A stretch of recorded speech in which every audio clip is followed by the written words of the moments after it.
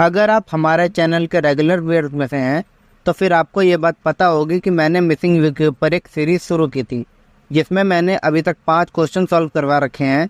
और हाल ही में मैंने एक ऐसी वीडियो भी बनाई है जिसमें मैंने ये बताया है कि आइसोमेट्रिक बनाते समय किन किन बातों का ध्यान रखना चाहिए। तो फिर आज हम उसी मिसिंग व्यू की सीरीज को आगे बढ़ाते हुए मिसिंग व्यू को एक नया क्वेश्चन सॉल्व करने आ रहे हैं। तो चलिए शुरू करते हैं। आप देख सकते हैं कि हमारे सामने 2 व्यू दिया हुआ है, पहला साइड व्यू, दूसरा फ्रंट व्यू। अब हम इन 2 व्यू की मदद से एक आइसोमेट्रिक बनाएंगे और उस आइसोमेट्रिक की मदद से इसका टॉप व्यू बनाएंगे। तो चलिए बनाना शुरू करते हैं। सबसे पहले हम लोग यहाँ पे एक बेस लाइन खींचेंगे। दोस्तों, इस बात का ध्यान रखना कि इस बेस लाइन को हमको हल्का ही खींचना है। ये बेस लाइन खींच ली हमने। अब हम इस लाइन पे कहीं पे भी एक पॉइंट लगा लेंगे और डी को उस वाले पॉइंट पे रखेंगे। ये डी रख लिया हमने इस पॉइंट पे। अब हम इसी पॉइंट से 30-30 डिग्री के कोण पर 2 एंगल ले लेंगे। पहला एंगल हम इस तरफ से लेंगे, दूसरा एंगल हम इस तरफ से लेंगे। आप देख सकते हैं कि इसमें हमको टॉप ऊपर की तरफ बनाने को दिया गया है। इसका मतलब ये थर्ड एंगल प्रोजेक्शन में बना हुआ है। आप देख सकते हैं कि साइड इसमें बाएं तरफ बनी हुई है, मतलब हम लोग साइड व्यू का बेस इस तरफ बनाएंगे और फ्रंट व्यू का बेस हम लोग इस तरफ बनाएंगे। साइड व्यू का बेस यहाँ पे 70 mm दिया हुआ है। तो अब हम इन दोनों पॉइंट्स को आपस में जोड़ के 70 mm की एक सीधी लाइन खींच लेंगे।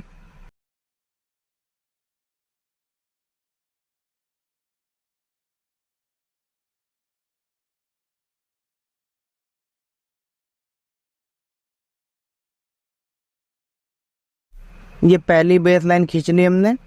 अब हम इन दोनों पॉइंट को आपस में जोड़ के 90 mm की बेस लाइन भी खींच लेंगे।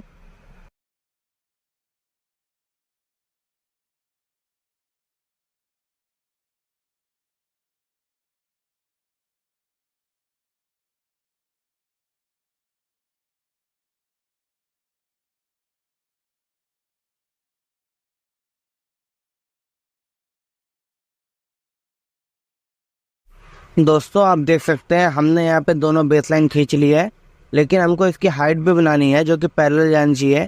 इसलिए हम लोग यहाँ पे 90 डिग्री के एंगल पर एक हल्की सी लाइन खींच लेंगे।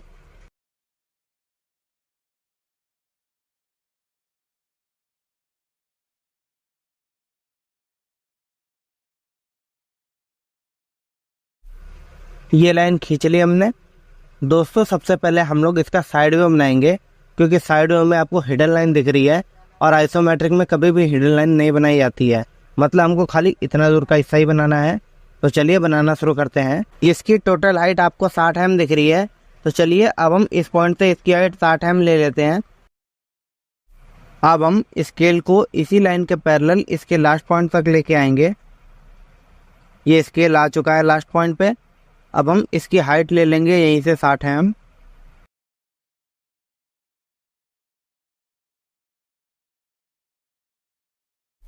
ये हाइट खींच ली हमने। अब हम इसकी दूरी लेंगे। आप देख सकते हैं इसकी दूरी यहाँ पे 30 mm दी हुई है।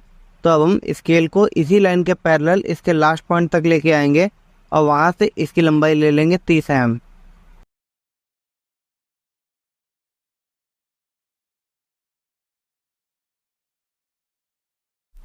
ये 30 mm की लाइन भी खींच ली हमने। अब हम इस पॉइंट को इस पॉइंट से जोड़ देंगे, मतलब इन दोनों पॉइंट्स को भी आपस में जोड़ देंगे।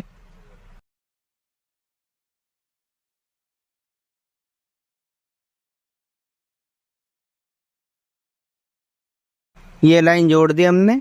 अब हम इसका फ्रंट व्यू बनाएंगे। दोस्तों, आप देख सकते हो कि फ्रंट व्यू में आपको एक रेक्टेंगल बॉक्स दिख रहा है 90/60 mm का।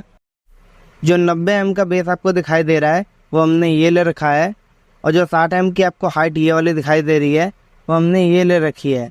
लेकिन ये लाइन हमने टेपर खींच रखी है, मतलब इस पॉइंट से भी हम लोग टेपर लाइन ही खींचेंगे और फाइनली हम ऊपर भी दोनों लाइन खींच लेंगे, जिससे ऊपर भी एक बॉक्स बन के तैयार हो जाएगा। तो चलिए बनाना शुरू करते हैं। सबसे पहले हम लोग ऊपर वाला हिस्सा बनाएंगे, ये वाला।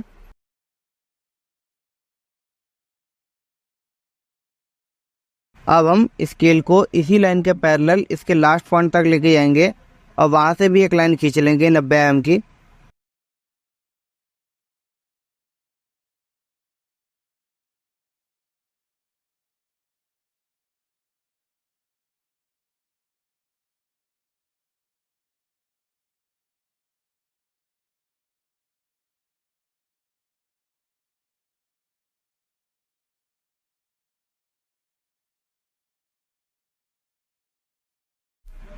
ये लाइन खींच ली हमने। अब हम इन दोनों पॉइंट्स को भी आपस में जोड़ देंगे।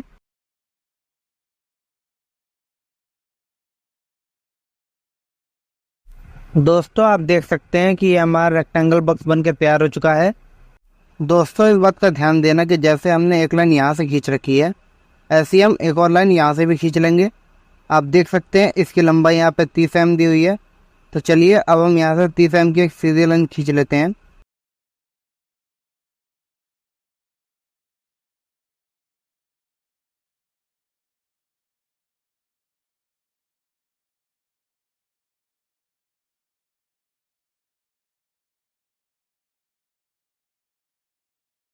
फाइनली अब हम इन दोनों पॉइंट्स को भी आपस में जोड़ देंगे।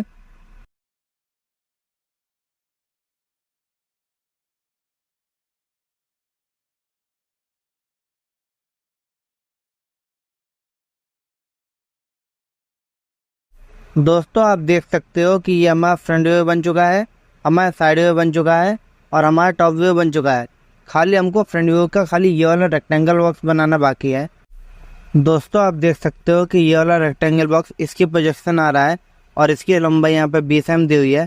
तो अब हम ऐसा करेंगे कि इस लाइन पे 20-20 mm की दूरी पे 3 पॉइंट लगा लेंगे। फिर वहाँ से हल्की सी लाइन खींचेंगे और उसको फिर टेप पर रोटेट कर देंगे।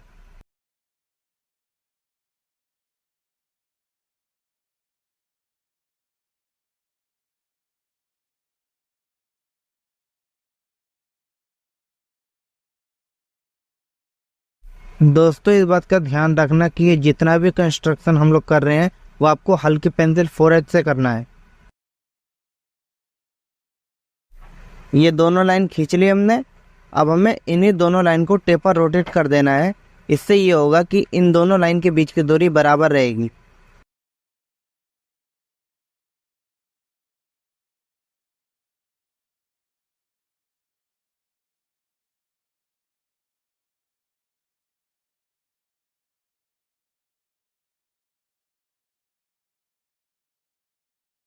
ये दोनों लाइन खींच ली हमने।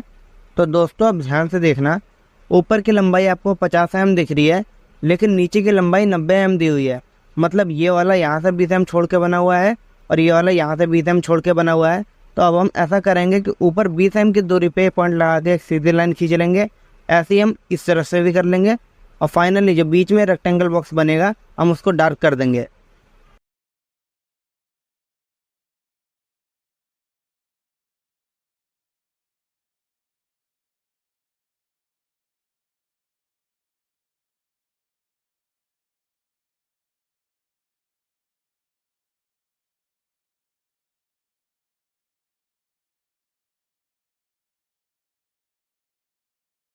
दोस्तों आप देख सकते हो कि बीच में एक रेक्टेंगल बॉक्स बन के तैयार हो चुका है। तो चलिए अब हम इस रेक्टेंगल बॉक्स को डार्क कर लेते हैं।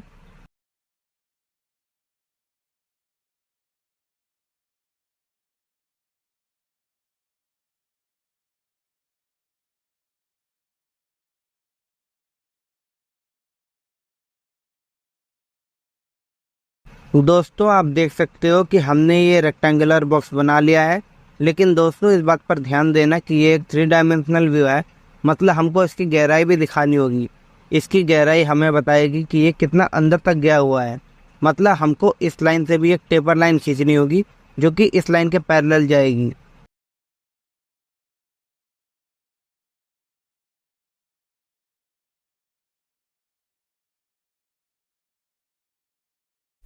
ये लाइन खींच ली हमने। फाइनली ये हमारा आइसोमेट्रिक बन के तैयार हो चुका है।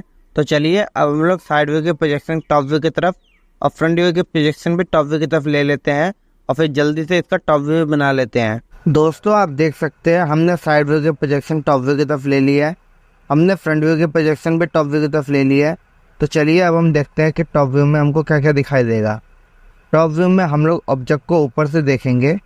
टॉप व्यू में आपको एक तो ये दिखाई देगा, दूसरा ये भी दिखाई देगा और बीच वाला ये रेक्टेंगल बॉक्स भी दिखाई देगा। तो चलिए बनाना शुरू करते हैं। सबसे पहले हम लोग टॉप व्यू में एक रेक्टेंगल बॉक्स बना लेंगे। वो रेक्टेंगल बॉक्स यहाँ से शुरू होगा और यहाँ पे ख़त्म होगा। तो चलिए रेक्टेंगल बॉक्स जल्दी जल्दी बना लेते हैं।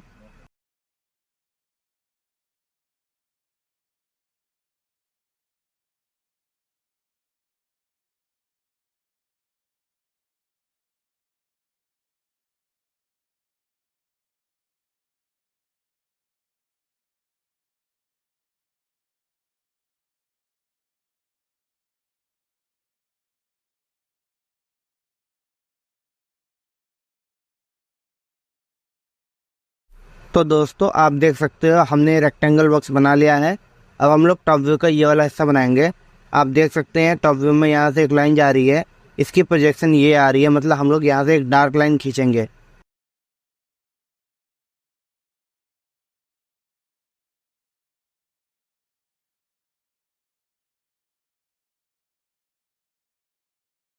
ये लाइन खींच ली हमने।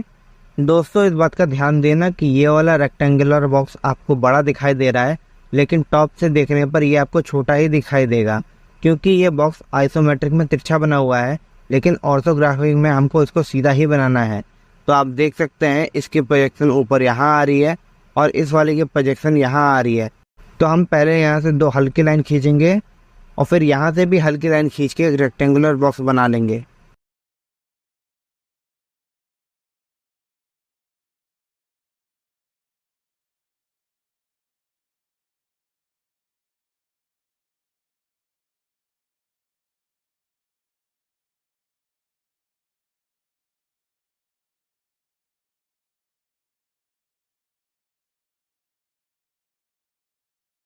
तो दोस्तों आप देख सकते हो हमने सारी प्रोजेक्शन टॉप व्यू में ले ली है, और आप ये भी देख सकते हो कि हमारा ये वाला रेक्टेंगुलर बॉक्स यहाँ पे बन रहा है। तो चलिए अब हम इस रेक्टेंगुलर बॉक्स को डार्क कर लेते हैं।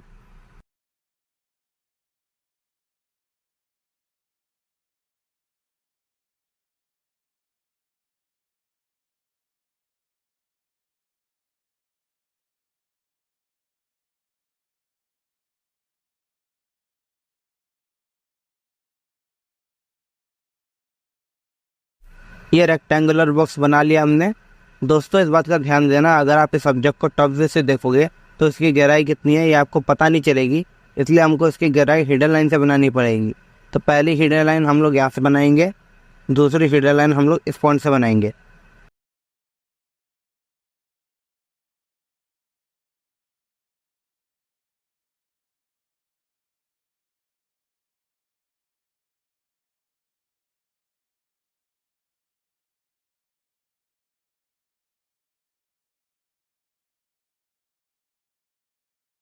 तो दोस्तों आप देख सकते हो कि ये हमारा टॉप व्यू बन के तैयार हो चुका है।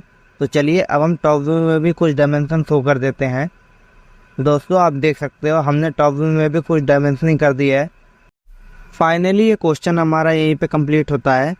उम्मीद करते हैं कि ये वीडियो आपके लिए हेल्पफुल हुई होगी, मगर अगर आपको अभी भी इस टॉपिक में कोई डाउट है तो आप मेरी ये वाली वीडियो देख सकते हैं, जिसमें मैंने बताया है कि आइसोमेट्रिक बनाते समय किन किन चीज़ों का ध्यान रखना चाहिए।